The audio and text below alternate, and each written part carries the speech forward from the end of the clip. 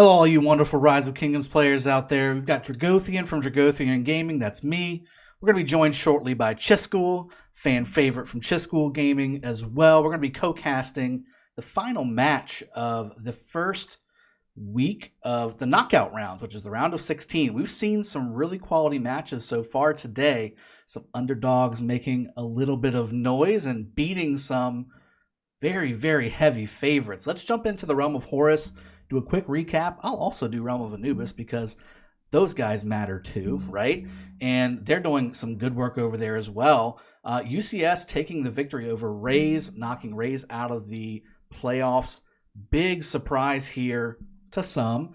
Rose with the big victory against 411K. This is huge. 411K is the reigning Realm of Anubis champion from last season. They are now out of the playoffs from a victory standpoint. Rose moving on. C9N with a very, very close match with OV. This point total here doesn't quite tell the tale of how close this match was. OV doing a great job securing all of the arcs in that match and taking the victory there and moving on.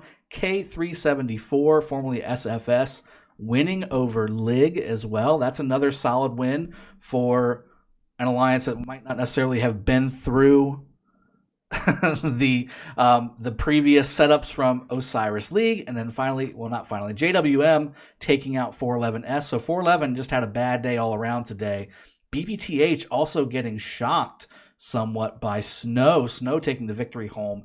And then HKL taking out one AVG. From a power standpoint, a bunch of different upsets when it comes to alliances that have more power. You can't really judge just by power, right, guys? You have to judge by player, by style, by strategy. Strategy is what wins Ark of Osiris, and definitely looking to see a quality strategy from both teams here. We're going to be seeing 1008 versus 1341, 1341. We've got the squad versus lifestyle here. Relatively same power. 177 is where 1008 calls home, and 1341 is where 1341 calls home. So that is Realm of Horus, and that's the matchup we're going to be seeing here in just a couple minutes. Let's quickly jump over to Realm of Anubis. I know we're running out of time. I'm going to quickly jump through a lot of these matchups here just to give you a quick recap of what's happened through the rest of the day.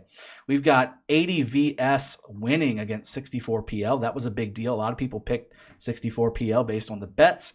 1590 with a big victory against 623. 58 HK with the big win over Hive. P636. 636 had a very good day so far against RMB.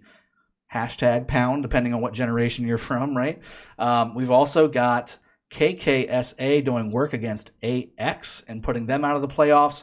And look at this, guys. A 5-point difference. A 5-point win. E8IY taking out the Golden Warriors and knocking them out. That has got to be bitter for the Golden Warriors. That was a matchup that I would have loved to have seen if I was able to see that. We've also got V636 taking out AA, and then finally 36,000 points is a win for 68 RB against 593K. This is going to be very, very good, guys. This is going to be a matchup that you want to see. This 19 matchup is the only one in the books that we have available, and once this pops up here shortly for me being able to click it, I will definitely bring it to you, and then Chiscool is going to be leading us off, getting the party started. I'd love to talk about what these strategies are going to be from these two veteran teams. We've got players on both sides of the fence that are heavy contributors in KVK as well as in Ark of Osiris and Osiris League. So this is going to be very interesting to see. We've seen some new things coming out from quite a few different alliances, and I want to see if maybe some of these one of these two alliances adopts some of that strategy. And we should be right at 2 o'clock here to be able to see, well, 2 o'clock my time, to be able to see. There we go. Let's hit the watch button. Chiscool, take it away, my friend.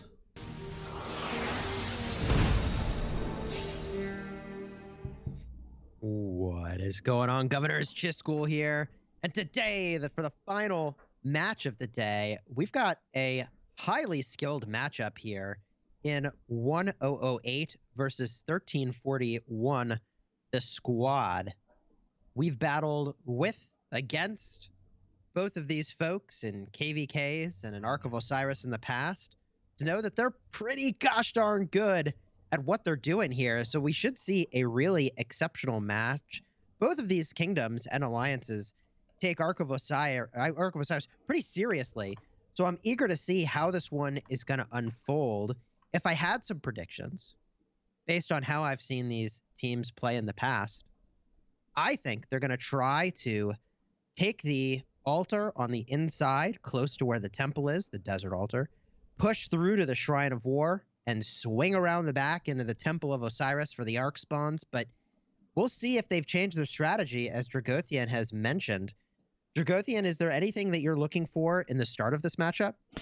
I am, and thanks, Jisco. I appreciate the segue. So we've got some interesting things happening lately. There's been a resurgence that I've noticed on the top tier teams of fast moving marches. It's all about speed, folks. And when it comes to pressing the initiative and being on your enemy's side of the map, the more you're on their side of the map, the less they're on yours, because they have to defend against an absolute swarm of marches and rallies heading their direction.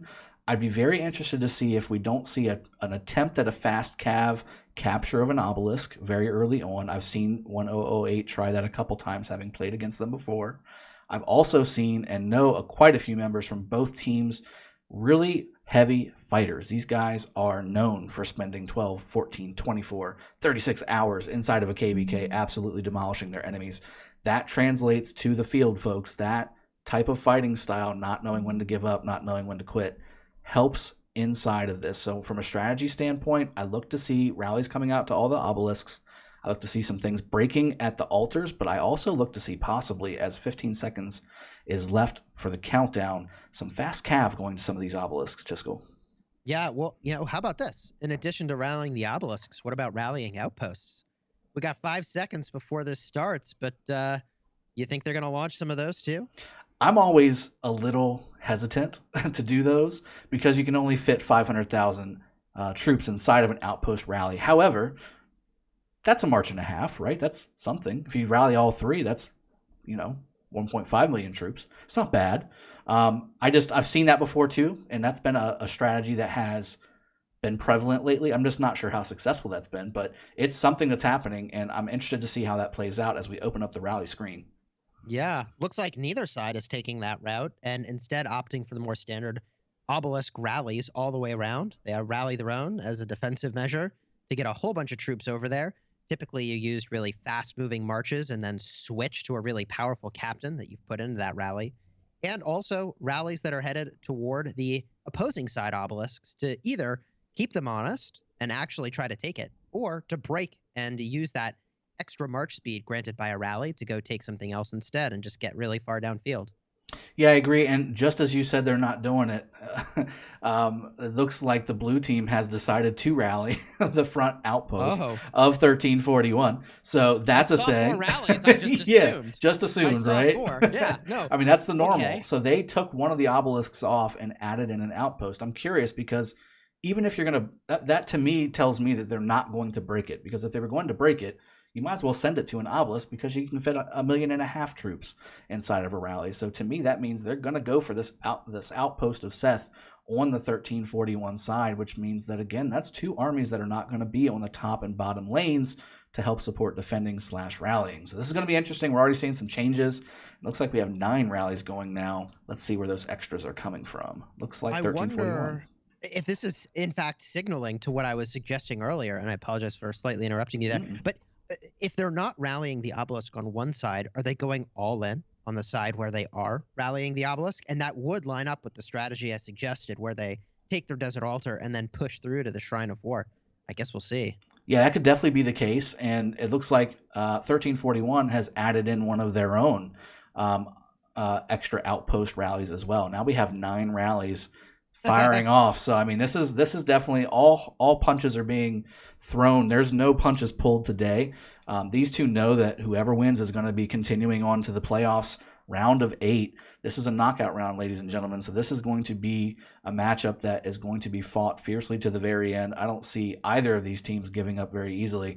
And with about 9.5 minutes left for the Ark to spawn, we see the initial rallies to garrison their own friendly obelisks arriving, which is great. That means that we're going to see proper defense against things. I don't see anybody doing any extra fast cav activity, Chisco. Then we can start settling into who's going to take all these structures that pop up in, let's see, 2 minutes exactly. Yeah. Yeah, it's funny they launched the rally on the outpost. So everybody's doing an outpost rally here. A little bit of anything you can do, I can do better. Maybe the other side deciding they want to get in on it.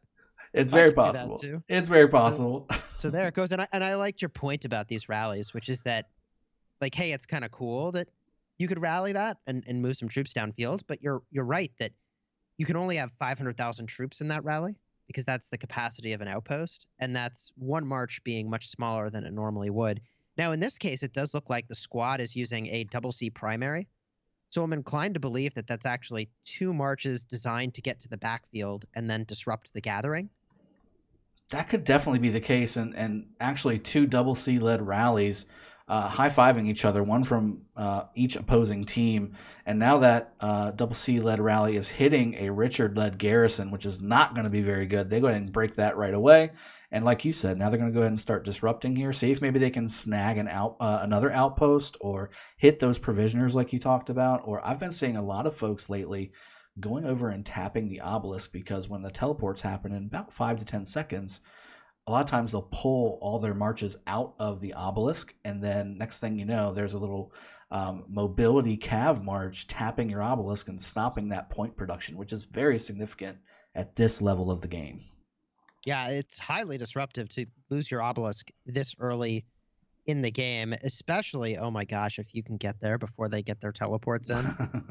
You can't do that the way that rally just huge. Unfolded. But yeah. I've seen some shenanigans with T1 cavalry and teams that are unprepared to defend against it. Whew. Yeah, I agree. I've actually been on the bad side of that, watching it. It's never happened, but there's been a couple close calls where your heart kind of skips a beat just a little bit, and you're like, oh no, is this really going to happen? How dare you? And then the next thing you know, you're like, okay, we're good. We're good. It's okay. It's happening. Speaking of things that are good or maybe not so good, if you're in 1008, that sneaky cav capture took place for the Sky Altar in the upper left. It sure did, and it's going down. Looks like 1008 is swarming it. Now, there are a few reinforcements from 1341, at least one march coming in to maybe delay just a little bit furthermore.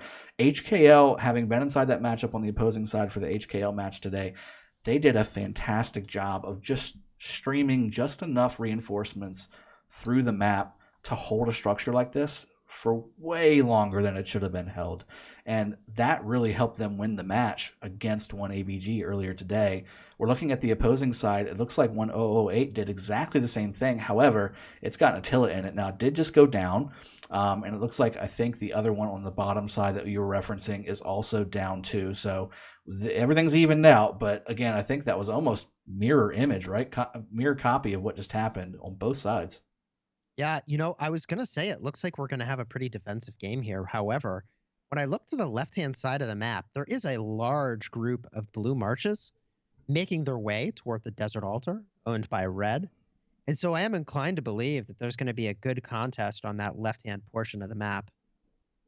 Yeah, I agree. There's definitely a big mass. That's actually where my camera was when you started mentioning it. That's exactly what the viewership is watching here, and I think that you're right. This is going to be a rally/swarm. This is how structures are taken in today's Osiris League playoffs. This is the only way to take a structure is with field support. If you're just sending a rally to a building, you can pretty much bank on it not working, especially with the caliber of garrisons that we have nowadays with YSS and Theo, and some of these alliances have Zenobia, and I mean these are things that you have to take into account. You can't just send an Attila Takeda rally and just expect it to take whatever you're targeting.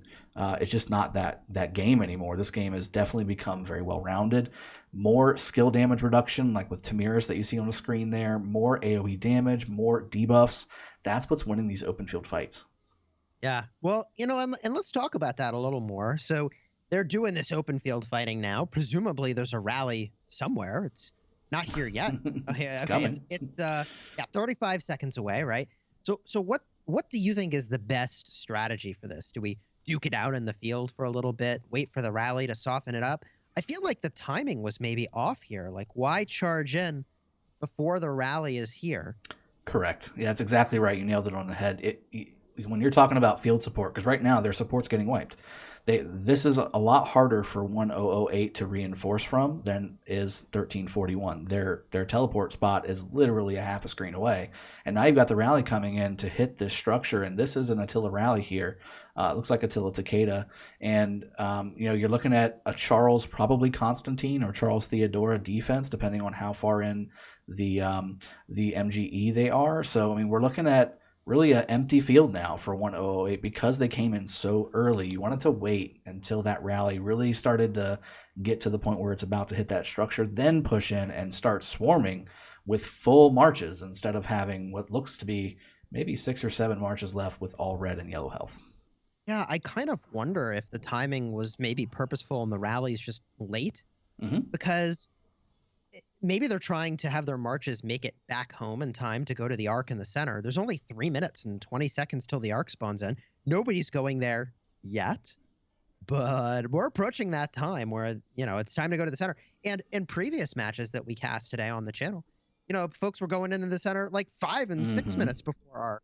So it's interesting that both teams seem to have this unspoken agreement of like, hey, if you don't go to the middle, I won't go to the middle. Yeah, that would be amazing / weird. But yes, I mean, I totally agree with you.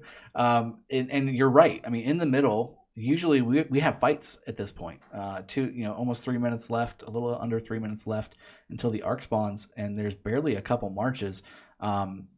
The meta used to be go as late as possible so that you can defend your structures.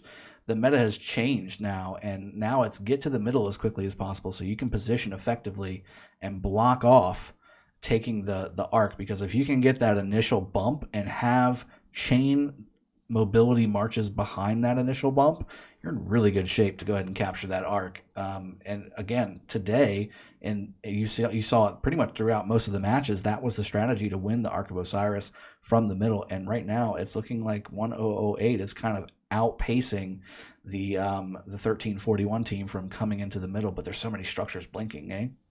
Yeah, well, so 1008 did that thing that I thought they might do. They ran forward, took the Shrine of War, and then they swing around the back into the middle.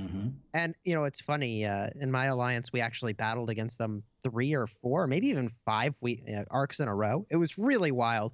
But this is a strategy that I know they like to do, and they do well. And they're executing on that plan. The problem for 1341 in red right now is that they don't have enough marches in the middle yet, although it looks like they are kind of trying to make that commitment to get this Ark, and they don't have much time. They have 1 minute and 30 seconds to get all of the combat on top of the temple. Otherwise, someone from blue can just sneak this Ark and run away with it. Yeah, and here's the other problem. I mean, you just said earlier the Shrine of War dropped in favor of 1008 for just a little bit before it being taken back by 1341. But if you look just above at the Sky Altar on the top lane, 1008 looks to be very close to taking the Sky Altar, or at least close enough to where it's making armies not go to the middle. And this is, again, what has been shown to be a very successful setup, taking structures while the middle is being contested. And then on top of all that, you're going to also possibly lose the Ark on top of it. So you've got the Ark going in a particular direction, and you're talking about losing structures. And just as I say that, of course, 1341 taking the Shrine of Life at the top, as well as when these fights in the middle are really cranking hot with 30 seconds left. It's going to be interesting. Yeah, well, I mean, they take the Shrine of Life, but they lose all their outposts, which, gosh, how many points per minute is an outpost? Let's get a look here. 30. Yep. 30. So they actually are net negative on points. Yep. Those outposts are worth holding on to, and I can't believe they're holding on to that altar. It's amazing. Death Squad literally was streaming stuff in, Chisco. It was crazy. Yeah, it's like by a thread, that Charles Martel. That's the theme of today's casting for me, is Charles Martel holding on by a thread. That shield's coming in handy, yeah? I mean, it's yeah. Now it's all about the Ark, right? I mean, the Ark just spawned. The fights are still happening. I've also seen something to kind of keep an eye on with the skills. I do see a couple Alliance skills already popped here. A lot of people are starting to transition their Alliance skills away from the movement speed-based ones like Bog Down and Rapid March and things like that, and they're really going heavy on the stat-based buffs, and even to the point where some of the heavier point-based stat buffs. Now, right now, I see Mystical Formation getting popped here, and I think that's from 1008, I want to say. although I may be mistaken. It's pretty much just a glowing blur in the middle right now with all of these armies basically mashing into each other. And some strategies that we've seen from some of the earlier matches too. They're clumping up, they're AoEing, they're debuffing targets, and they're just completely wrecking anything that comes in that's not together, not coordinated. Like the streaming stuff that 1341 is doing right now is not going to break this clump up from 1008. I can tell you that right now. Yeah, Kaladin Stormblessed picking up the Ark of Osiris, likely making his way back to an outpost to capture that. And gosh, there's so much open field related stuff that I want to talk about. But first, I think I want to touch on your point about skills like Bog Down not being used as much. And the crazy thing about Bog Down, it seems like a really simple thing, right? You slow down everybody in an area. But it's one of the skills that really actually requires perfect execution to even get value, right? Like it's so easy to use a Bog Down, not actually meaningfully stop anything from happening. And you just kind of wasted your energy for no major value. You see what I mean? Yeah, like it's a lot easier to deploy 80% of stats to all your units and get value than to perfectly time a Bog Down. Yeah, I agree. And like you said, the timing, right? There's a little bit of a delay there. Now that 1341 does have the arc and is moving back, I crashed there for a second, and thank you for kind of filling that gap. There's a delay, and it's significant. If you haven't used that often enough and you don't know what that delay looks like, it's tough. It's tough to use. It's tough to place correctly. Like you have to actually place it off your target and know which direction that target is going to really place it perfectly. And it's tough to do. So I think that you're right. Just get everybody together, get those buffs up, and that's what's really winning the center fights, guy. Like it's a significant deal, winning these center fights and being able to basically impose your will with as many marches as you possibly can in the middle. Yeah, well, to that end, if 80% of stats is pretty good, right? How about 60% of stats and it takes no energy whatsoever? And that is, of course, Mulan that I'm referring to. So what I don't see here is that light purple glow from a Mulan, which is kind of interesting. Yeah, and you know what? You're right. It's funny. I haven't really looked for Mulan that much in the middle. I think that she has some significant value based on her talents, the rage reduction that she does, alongside of that buffing that she does as well. And I haven't really seen much of her either. Although to be honest with you, I haven't been looking. So keep both of us honest here, ladies and gentlemen. Let's look and see if we can find Mulan. I think that there's some value there because of the size of her AoE buff. That's a great idea, is to kind of keep an eye and see if any team is utilizing Mulan, because she's new and people like to play with new and shiny things, but she's also really valuable in group fights just like this one. Oh yeah, we ran some testing earlier this week, and it really makes a huge difference to have that buff from Mulan, both in the combat and with the march speed. We were doing some testing to see also how long it takes to run the Ark of Osiris. It takes a full 20 seconds off your carry if you could keep that Mulan 30% march speed buff going. And I know that's like a perfect world, but still, like, how close do some of these matches end up, right? Like a little bit here or there goes a long way. And I can't believe we're seeing finally now a little bit of a breakaway with that arc. Koala, the carrier from 1341, knocked down. I think 1008 might be getting control of the middle now. Yeah, it's looking that way. The blue wave is significant, but 1341 is pouring in from the south. But like we said earlier, 1008's clumped up. 1341 is kind of streaming it. So it's going to be interesting to see if they can break up that clump. I do see quite a few low and middling marches on the blue team. A lot of yellow health bars here, whereas a lot of this 1341 reinforcement armies are coming in. These guys are full health and ready to rock and roll. So this may kind of push it back over onto the other side. We'll see if that plays out the way it is. But 1008 does have the arc right now and is moving towards their side of the map. And while they're doing that, taking structures to boot, they took the Shrine of Life on the bottom side there. There's an outpost still blinking blue, which means that there's somebody in there trying to at least keep some more points going in favor of them, or at least stopping them from getting them to the other team. It's looking very, very, very heavy in the middle when it comes to the fighting. This is where all the action's at. Yeah, looks like 1341 now trying to carry the arc. I mean, it's pretty astonishing. If you can just get that arc closer to your side of the matchup and have people have to walk through all of your team's marches and battle their way through just to get the carrier, you have a huge advantage, but neither side is really able to garner that advantage right now because it's just so contentious in the middle. Every time I think it's going one side, it flips the other. Yeah, I 100% agree. And one thing I had a struggle with in my match today was just clicking, even with the Ankh at the top left of the screen, just clicking and grabbing the arc with a march. Some folks just were able to do it before it even dropped. It almost seemed like it was very, very quick for some of the folks to immediately start picking up that arc, whereas it was hard for me to click an arc and grab it and be able to go ahead and pull that arc back towards your team. And with that being said, Nilder USA from 1341 is on a tear breakaway down the middle here, trying to get away from all these blue marches and really doing a great job with a Takeda-led march, although it looks like it's now getting caught up to and it might be dropping here shortly. But big move from Nilder on the 1341 team, going down but putting a big chunk of land behind him. Now, funny that we were talking about Mulan earlier, and there's the Mulan used by Noodle, whose army just got smashed. Attila and Mulan. Interesting combo, right? Interesting combo. Mulan doesn't care about skill damage. She sure doesn't. You wonder if you want to go the mobility. Attila's not a bad idea. I know it's attack tree and all that good stuff, but if you're using Cav, right, it's going to be a little more mobile. Or you can go the other route and go ultra tanky, like with a Charles or with a Constantine or something like that to keep that buff going strong. It's interesting to see which way to go with that, right? Yeah, not a lot of rage generation on the Attila, and that's kind of what you want to keep that Mulan buff cranking out. Mm-hmm. But at the same time, I like that creative use of Attila, as we've got a breakaway carry now. Double C carrying Koala 1341, making their way south. Looks like they're trying to take it toward an obelisk, which I think is a smart play. It seems nearly impossible for someone to take the arc right from underneath you when you're at your obelisk, except earlier today. Oh my goodness. That almost happened. Yeah, you gotta watch it. You gotta watch.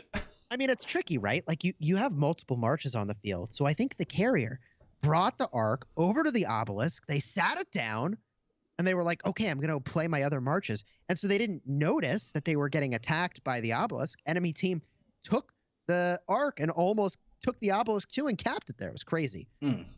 Yeah, the only thing you got to worry about is it too full, right? Is the target you just took too full, and now I can't cap it. So I always love watching the snafus like that happen, because at that point it's anybody's game. All the work and labor that those guys took to get that arc to your building, and then magically right in front of your eyes, it's no longer your color, it's your enemy's color. That is the worst feeling in the world whenever you're in that seat trying to get the things done. It looks like Koala is going to bring this back to a city and cap it right away, which is probably the right play. They did pretty well in the middle, and it did take a while for them to actually capture the arc, but they need this because looking at the points, right, they just took the lead, but they were behind by about 1,000. 1008, I believe, is being just a little bit more successful on the structure game than is 1341, and that is showing in the points here. 1,700 points in favor of 1341, but that's just because they just capped a 3,000 point arc. I think they need some work to do when it comes to getting these structures blinking red. Yeah, it does seem like 1008 is incrementally better when it comes to capping some of these buildings, but it's still close enough that I would say this is far and away anybody's game. Mm-hmm. Yeah, like this, it's very hard to say from this position who is better postured to win. We do see rallies in on the Sky Altar and also pressure on the Desert Altar. A lot going on. Yeah, and it's all red. It's all red side basically getting blinking right now. It looks like we just saw a Desert Altar rally hit from 1341, although it's getting swarmed down with no field reinforcement. So this Attila rally looks to not even be full. Wow, that Attila rally is taking heavy normal damage there. 28,000 white number going against above that Death Squad Attila rally. That is rough to see an Attila rally getting swarmed, which is basically a huge red no-no in general play. But in Ark of Osiris, it's not that bad because you just got to use healing speed ups. If you run out of troops, you don't lose dead troops. So looking at that as well, going down to the Sky Altar, it looks like this Attila rally from Troy in 1008 is also doing some significant work. 1341 trying to scramble to do the same thing that just happened to them. at the Desert Altar previously. Let's look at the other Desert Altar down at the bottom. They're still going after this with more 1008 coming. This might actually flip blue, Chisco. What do you think? Yeah, it's in trouble. The rally's about as low as the structure. I honestly don't know. There's so many folks here. This seems like a good opportunity, though, to talk Garrison. I have seen so many different things used all day long. It seems like there's no one consensus best Garrison. We see here a Charles Martel with a Theodora. Nice AoE damage, clear some debuffs, good shielding. But man, up top, there was an Artemisia Wuzetian. And we saw some Richard the First being used earlier today, not in this matchup. What do you think the Garrison meta is looking like these days? You know, at the Shrine of War for 1008, I saw the meta, and it was Zenobia anything. Zenobia has been really testing out, and we're about to see a rally hit from Cam, who is a big player, big-time player with top-tier gear from 1341, hitting Zenobia, and Zenobia is just kind of sitting here and being cute about it. Let's see who the second is here. I see Zenobia and Theo. So this is basically going to be, in my opinion, the gold standard when it comes to defense against Attila Takeda, which is pretty much what's being sent in Osiris League. As I say that, I've seen quite a bit of Guan Leo really starting to make a resurgence. I've seen quite a bit of Edward Tamiris make a resurgence, because what they're doing is they're coming with these skill damage rallies and then field supporting it with Swarm. So if you're debuffing with Tamiris on a structure against skill damage and you've got 10 skill damage armies around swarming that structure as well, it starts to melt pretty quick. Yeah, I certainly would believe it. I mean, I like Theodora for just clearing all those debuffs. We do see some heralds running around the field here too, so it's nice to see some of the newer commanders being put to task here.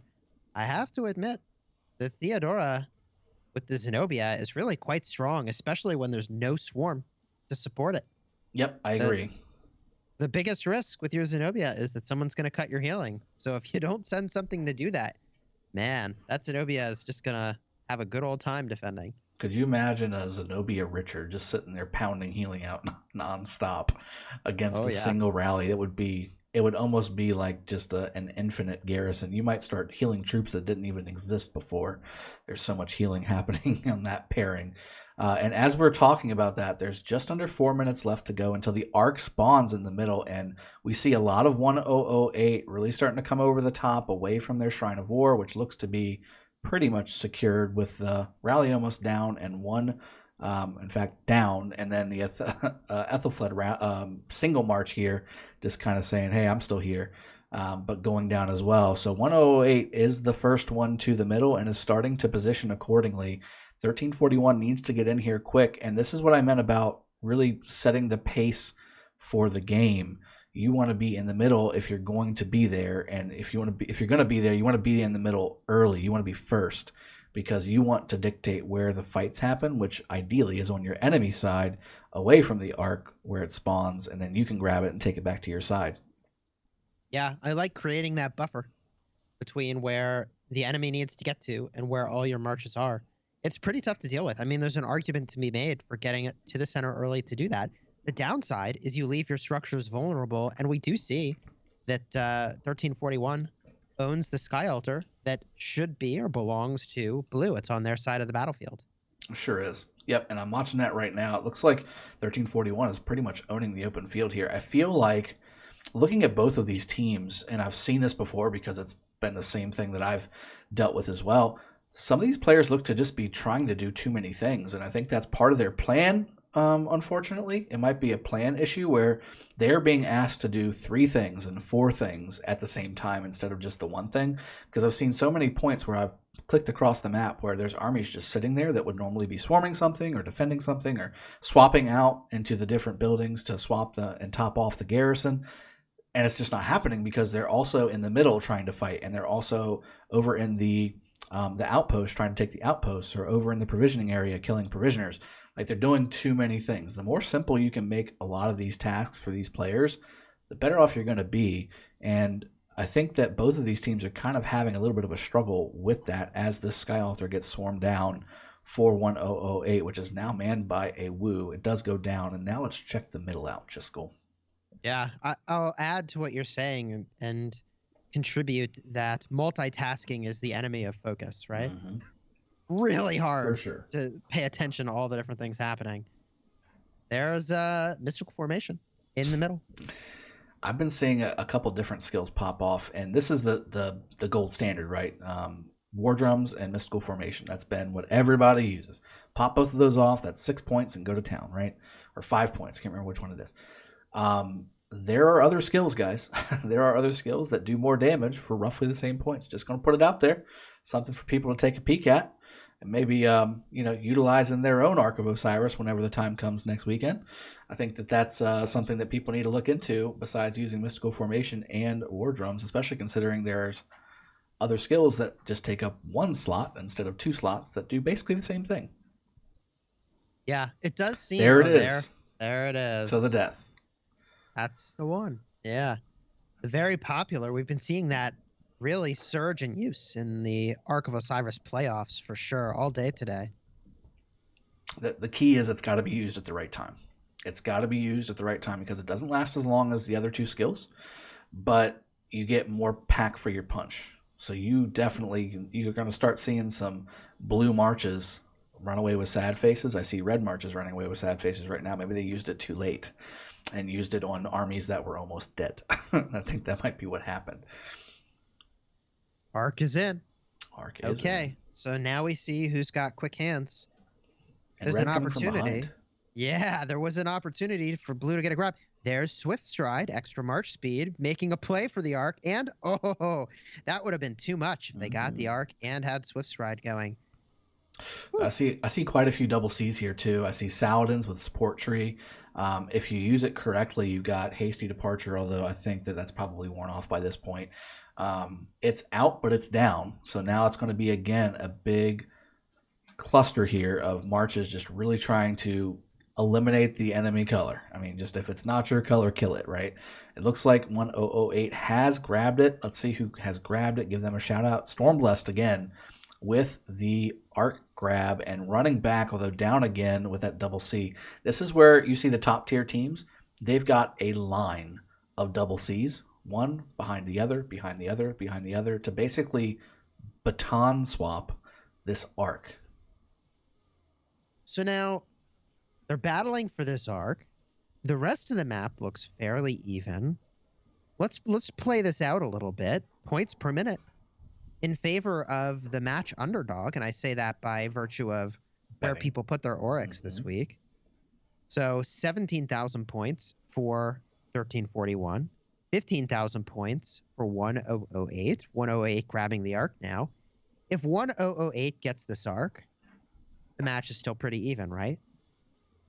Yeah, it's still a 1,000 point game, and obviously, again, with the points per minute evening up right now, before this Ark is captured, there's a 2,000 point delta in favor of 1341. So I think that if 1008 grabs this Ark, this really means that 1341 has to grab the next Ark, because if they already grabbed the first one, right? And they're now down once 1008 grabs the second one, even though it's 500 more points. I think the delta is going to be a lot higher than that. So when we're looking at the delta here, if they don't capture this one, they need to get the next one, because if not, they're losing the structure game. They're going to lose the Ark game at that point, and then they're going to be in trouble. You got to win 2 out of 3. They got to pick one, and really, the one you really don't want to lose, from what I've seen, is the Ark game. Yeah, it does seem that way. And it's toward the 1008 side of the field. Kaladin Stormblessed carrying yet again. Up and still trying to bring that thing back. Now, I think it's interesting, though, if 1341 were to get this Ark, they would get a pretty sizable lead, although it does not look like that is going to be the case with this Ark. It is moving pretty solidly now toward the blue side of the map, although still a lot of folks in red over here. Just crashed again. I was looking to see if maybe they were going to take it over to the Desert Altar while I'm bringing the game back up, and see if maybe there was a rally already on the Desert Altar, and that's what made them make that decision to go back to the Obelisk. But as soon as I did that and then came back to the fight, it was like, no, hard no. We're not going to do that for you. So I'm reloading up right now. Naturally. Well, I don't see a rally yet hitting that altar. I do see 1341 sending a lot of folks toward the Desert Altar, and if I look in the rally list. I see perhaps the rally is mobilizing. Yes, the rally is mobilizing now on that desert altar. So 1341 knows that, gosh, if 1008 is going to take the arc there, then we'd better try to take that building, or at least use the structure to move a bunch of folks downfield, which I think is a very good choice. That arc now making its way back toward the obelisk instead of to the altar, which I think is a really clean answer for the fact that the altar could be taken, whereas all those cities back toward the obelisk cannot be taken. So here's a huge problem for 341. 1008 has the arc and they're moving it, right? But if you look at the bottom side of the map, they've lost the Shrine of Life, they've lost the obelisk, and they did lose one of the altars as well, although they did just take one back. So they're down on points significantly. They're down 100 points a minute, and they're also not going to get the arc. That's a double whammy of, oh crap, we need to do something, because they're going to lose the arc. That's 3,500 points. They're down 100 points per minute, and it's going to take another 3 minutes if they take those structures back, which they just did, to start generating points again. So you're looking at a 300 plus 3,500. It's a 3,800 point swing. Now I do see a double C-led rally coming in. Looks like it's rallying an outpost. So again, it's only 500,000 troops here. That would have been fantastic if it was to the obelisk, and that would have been 1.5 million troops to maybe take the obelisk and or grab the arc carrier here. It literally is going right by it. Zero just kind of waving at all of those 1008 marches, escorting the arc carrier and saying, peace out, yo. Yeah, I mean, I guess he thought, you know what, we're not going to get anything done that way anyways. We may as well just keep the rally going. Yep. Keep the rally going. I mean, you know, to take down the arc carrier that deep into the opposing side's territory is pretty tricky. You really do kind of need them to fall asleep at the wheel, standing there waiting to capture it later on.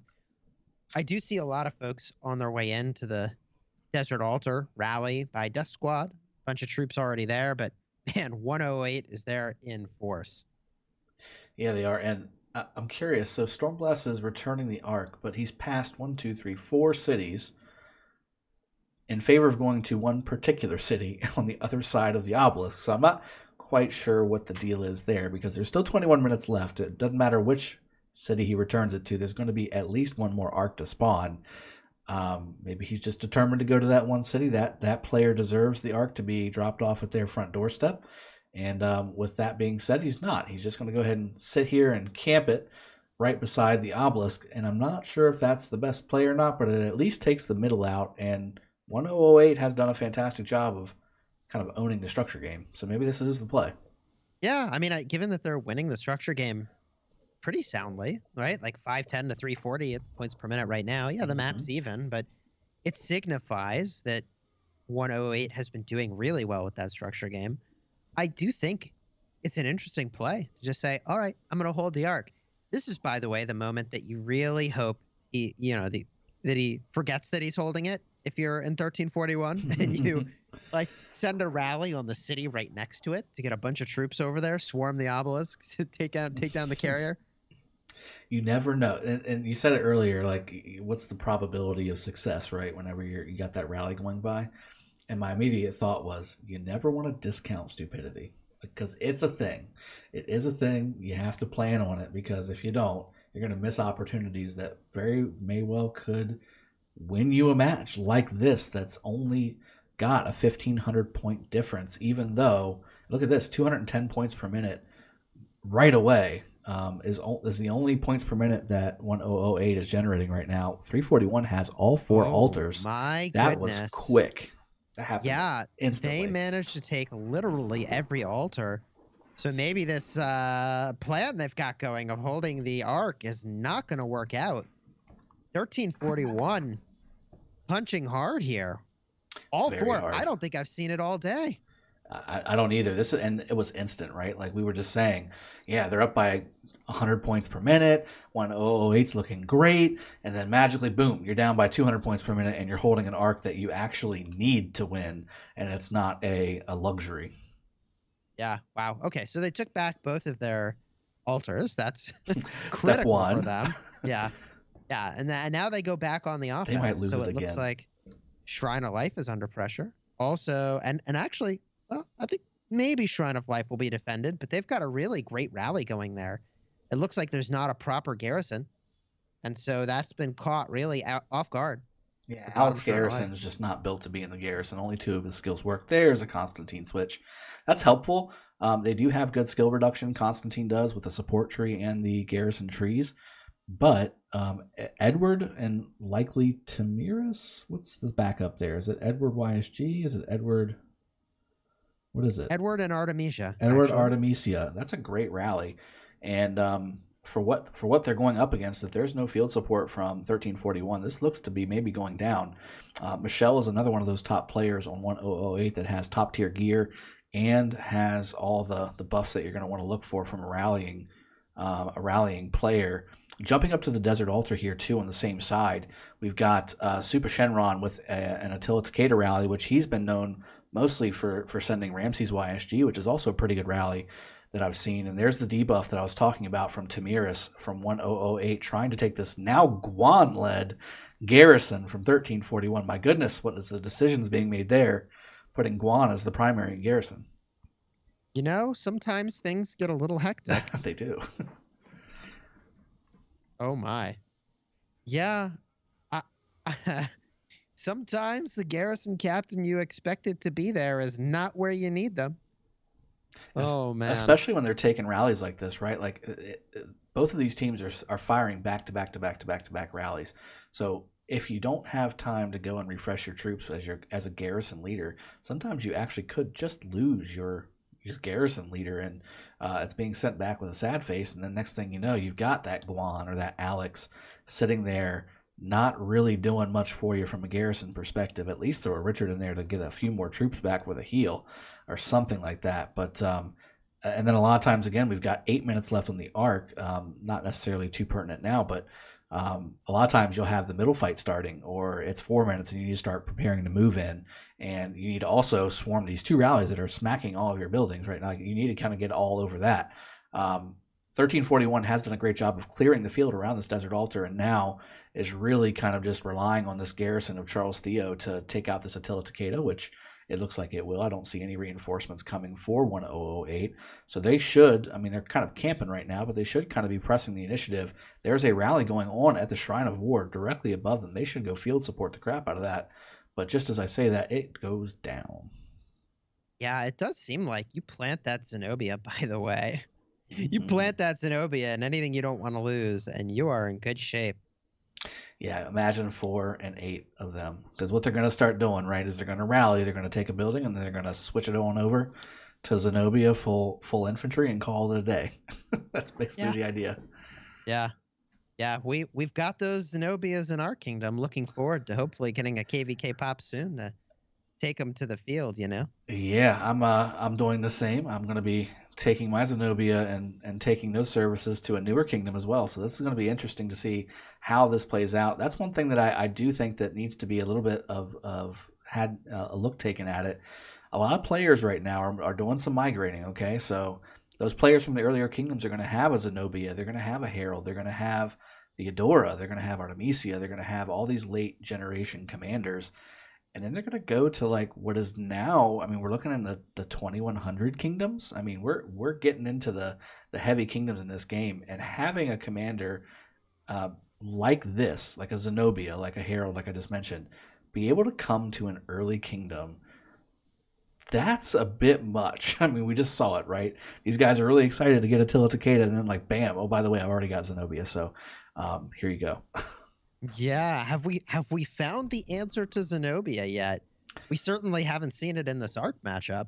Definitely not. I haven't seen that Shrine of War blink anything but blue. And really, I think the only thing that you can look to do is really have a heavy field presence to stop the reinforcements and swarm it down. It has to have a rally with swarm and just clear the open field reinforcements from the defending army. And that's really what's going to get you that building, because Zenobia, that's the one thing that people have kind of knocked her on, is she's not great against the swarm. She's got the heal, and if you pair her up with an AoE commander like say a Theodora, like say a YSG, like a YSS, like an Artemisia, those are all great pairings. It helps, but it's not completely anti-swarm, like a Wu is, for instance, where she starts gaining a lot of rage, she starts gaining a lot of defense, she starts gaining a lot of that damage reduction when she's swarmed. Yeah.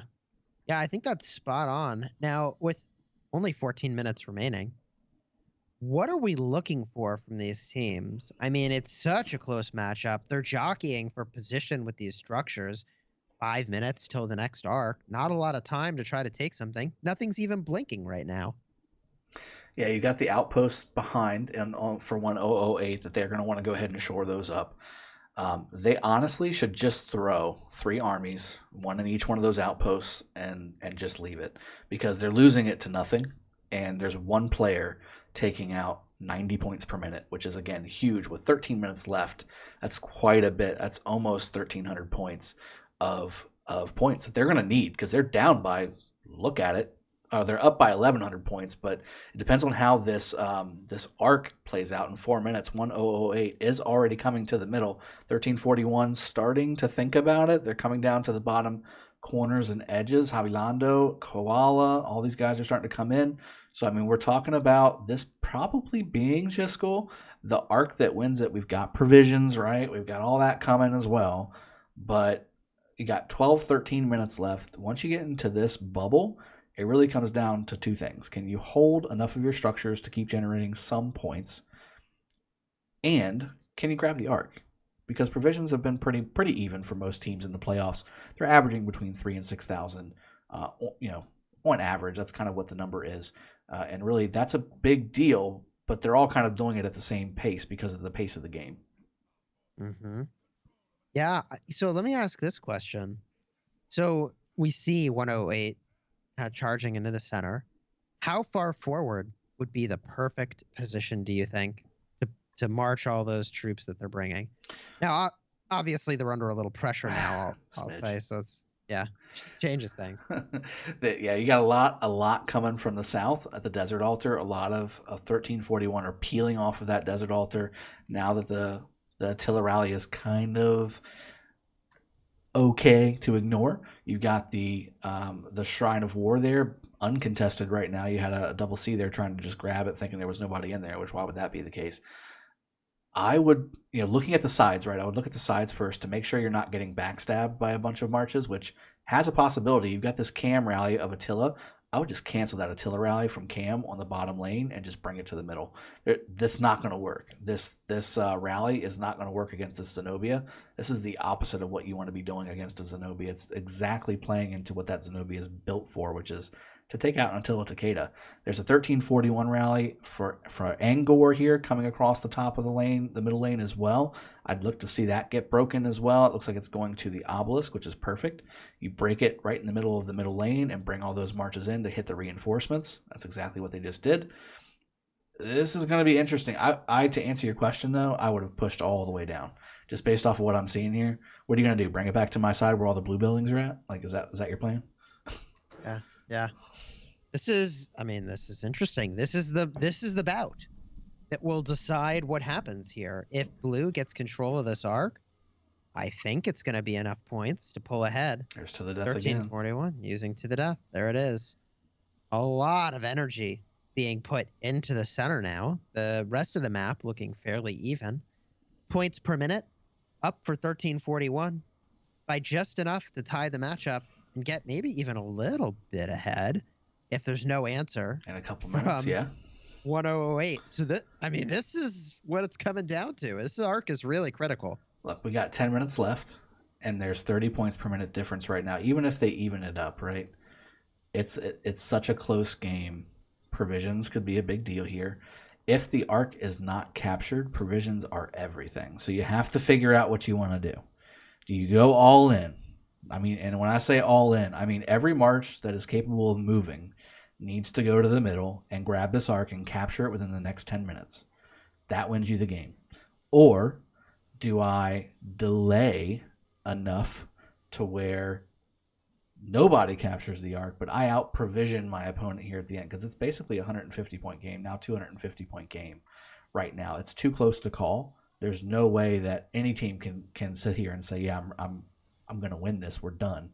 The cluster here in the middle is massive. I see a lot more blue marches heading back dead than I do see red marches because of that fight to the death skill and because they've got more reinforcements coming from both sides of the lane. I look to see 1341 really being able to control this middle. And then on top of all that, I mean, just look at all the sad faces for blue. Just going north. Just going north. Yeah, this is pretty wild. I mean, I don't know what's going to happen in the middle here. I can say that I see a lot more reinforcements perhaps on their way for blue. Oh no, those are lines of retreating marches. Yeah, they're going away. Those are the ones that are already dead. Oh my. And here comes Easy Company behind as well for 1341, and he has a good solid open field setup as well. I've seen him fight on the open field too. So I mean, look at this. There's so many red marches. My game is still populating red marches, whereas the blue ones are just slowly fading away. This could be huge. It's already on a breakaway. Dodo's got the arc and is going strong. Wow. Look at that. That's a breakaway, all right. Big time. That is a breakaway with the arc. Blue scrambling to knock them down. Oh my. With the arc that far downfield, I feel like blue in a best case situation stalls for 8 minutes. But they're down. They're down. They need this. I guess they're up 90 points per minute, though. That'll even it up a little. It depends on when these other buildings go back their way. It's 8 minutes left. Yeah, I mean, it's a 700-point game in favor of 341 right now, and 341 has the field positioning on this arc. If 1008 can out-provision, like we were talking before, and deny 1341 from grabbing this arc, which they now have it again, that could be the play. Out provision, grab those provisions at the very last moment, and come away with the victory. It's now a almost 800-point game in favor of 1341. I think some provisions are starting to come in. Again, the 500 points per minute versus 590 in favor of 1008. That is going to adjust some things, but they need every bit of that over the next 7 minutes, and I'm not sure if that's going to be enough. 7 minutes from this position to try to stop the arc being scored is an honest to goodness eternity. It's so long. It's so long. That is so much time that they've got to try to stall this. And there it goes again. Yeah, I was going to say, especially considering how close they are to those red structures. Now, we've got the outpost down here, right? It's now red again, counting down 2 minutes until it starts generating points. You don't have to capture it to capture the arc. As long as it's your color, you're good to go, but you also have to worry about, do you have enough space in that structure to capture that arc? And outposts are one of the worst buildings to do that in because, one, they swap back and forth so quickly because of that 500,000 cap. And two, even if you have it maxed out and defended, you're going to have to pull at least an army out to capture the arc. And that could basically be half of your garrison. So it's just going to be hard to keep it and cap it with a situation like this where it's just all the armies are just messed and mashed together. If they cap it, though, 5.5, almost 6 minutes left. I mean, this is looking very good for 1341. 1341 caps this. It's not over because the provisioning can be a big deal here, but this is a almost last nail in the coffin for 1008. It's going to be very difficult for 1008 to really push the points, even though they got a little bit of an advantage. I don't know if it's going to be enough, Chisco. Yeah, I agree. This is by the second looking more and more like it's. And he's still got it. Yeah, like it's a lock for 1341. I don't know. Oh man, is he going to be able to cap this? That's the thing. Is there enough space in here for? There it is. Okay, so 35,000 points to 30,000 points. This is now a 5,000 point game. There is no way to make that up in bulk or in points per minute. You're only going to, well, I guess the only way is in bulk with provisions. And right now, red has taken over the Shrine of War. They've taken over the obelisk. They've taken over an outpost. They're looking very good. 1341 is looking very good. As they lose one of their altars at the top there, it's not going to be a points per minute thing. You got 140 points per minute in favor of 1008, but there's only 4 and some change minutes left. That is not going to be enough to make up a 5,000 point gap. Do we see any provisioning? Let's look around and see if there's any caravans here that are filled with blue and red marches. See a couple red marches here on the bottom, Chisco. I'll tell you this. I am looking at one of the points totals for one of the players in blue. It's 5,000 points. Ooh. So I guarantee you that's a player who has just been provisioning literally the whole match, right? Yeah. And if I look in red, they do not have anyone who is doing that. That's a very good point. So 5,200, they either could win you the game or made you lose the game because they did absolutely nothing.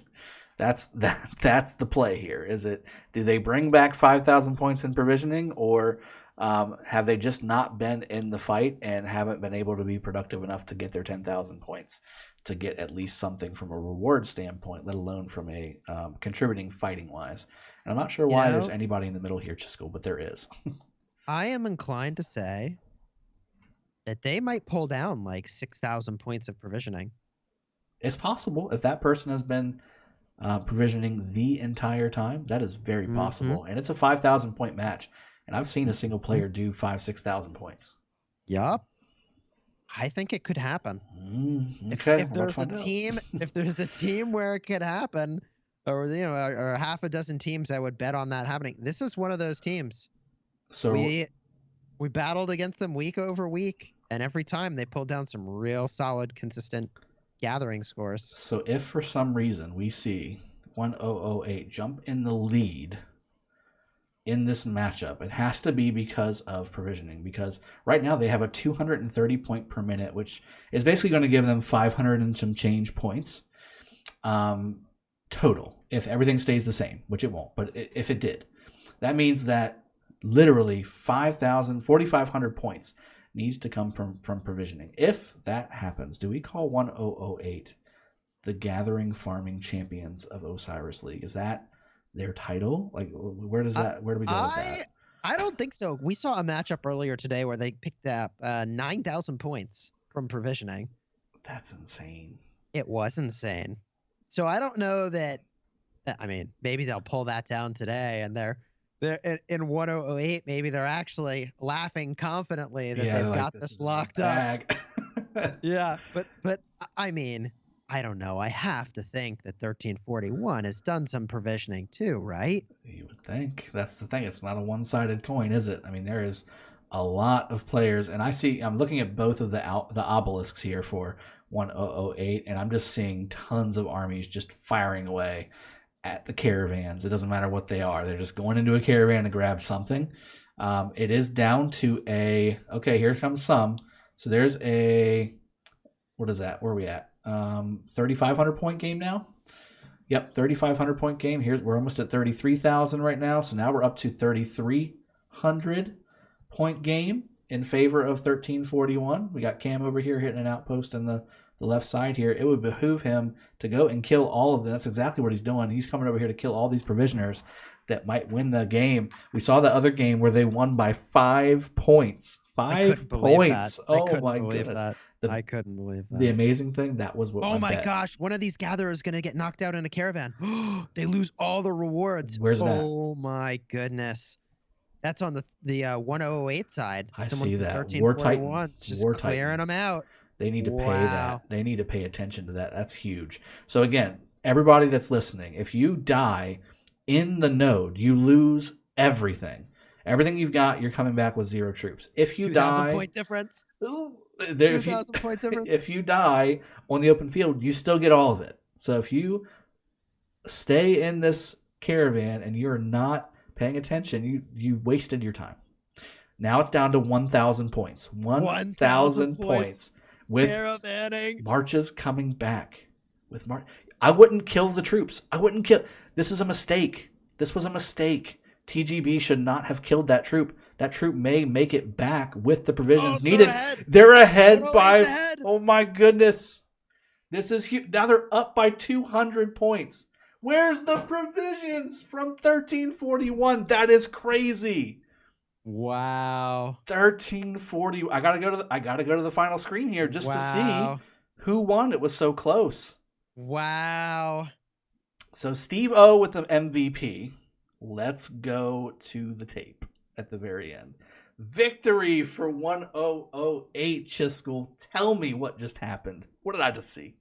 Provisioning. I told you they provision a lot and that they could pull down in upwards of 6,000 points, and that's what they did. Now, what's interesting is it's not like the squad didn't provision. They've got 4,200 points themselves, but it was just enough edge. Unbelievable. They I turned it can't all in at believe the that. end, though. Like, they kept all of their provisions. That was a strategy. They kept almost all of their provisions for the last 2 minutes of this game because they were down by almost 6,000 points once that last arc was capped in favor of 1341. This has to be a crushing blow for the squad. Just kind of having it wrapped up, right? You feel like you've got it wrapped up. Like, there's no way they can out provision us by 5,000 points. And they've been provisioning the whole match and turning them in, right?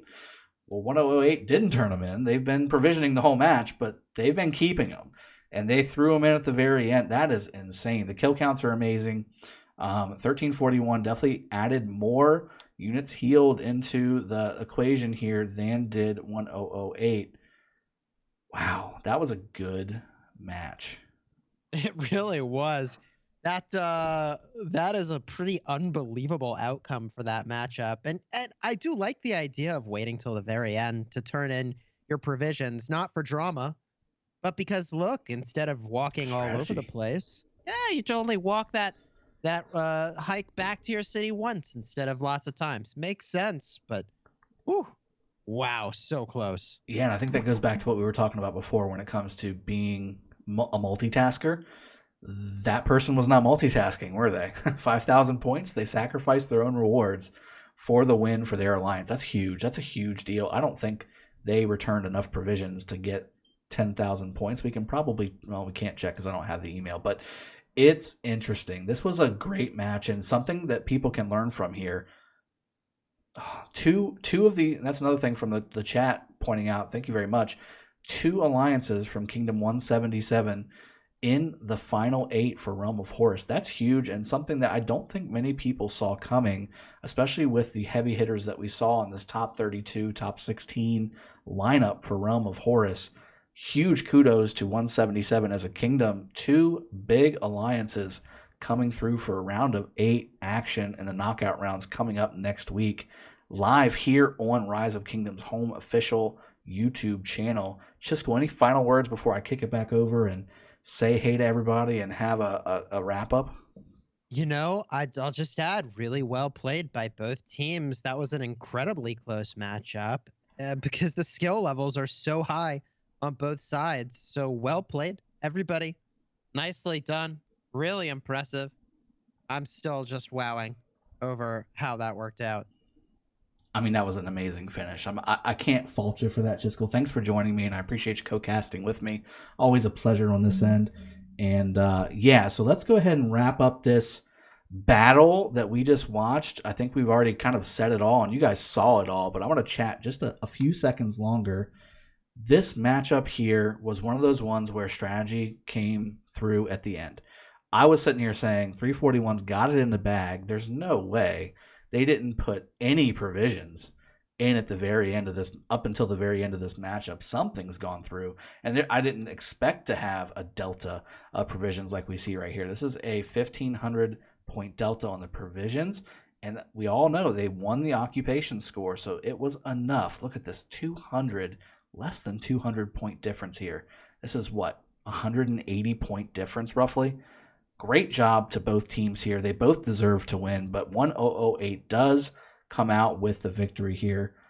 I have to give both teams kudos. Well done. Thank you for giving us this great match, and I hope you guys in the chat have been watching have enjoyed this casting on the official YouTube channel for Rise of Kingdoms. Make sure to check out my channel, Dragothian Gaming, as well as Chisco Gaming. We are sponsored content creators for Rise of Kingdoms. We do this out of the kindness of our heart on the Rise of Kingdoms page here to bring this kind of action to you. So look forward to seeing you guys wherever we're at, wherever Rise of Kingdoms is at. We'll see you guys next time. Cheers, have a good one, and take care.